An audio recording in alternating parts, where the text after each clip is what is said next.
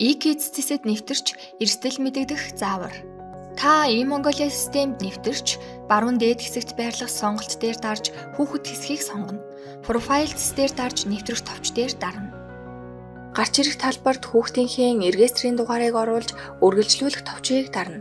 Хүүхдийн асран хамгаалагчийг сонгож дахин үргэлжлүүлэх товчийг дарснаар сонгосон асран хамгаалагчийн дан аппликейшнд нэвтрэлтийг баталгаажуулах мэдэгдэл очно.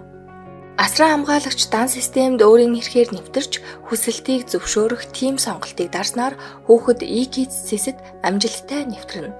Ингэснээр хүүхэд хамгаалал аюулгүй хэрэглээнд зориулсан E-KIDS-ийг ашиглах боломжтой болно. Эрсдэл мэдэгдэхдээ нэмэлт хэсгийн эрсдэл мэдэгдэх товч дээр дарна.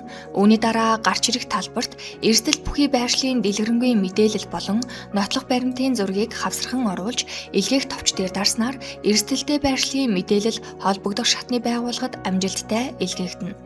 Шийдвэрлэлтийн явцын мэдээллийг Profiles-ийн эрсдлийн түүх хэсгээс харах боломжтой. Захимаар шийдэж цагаа хэмнээ e-Mongolia.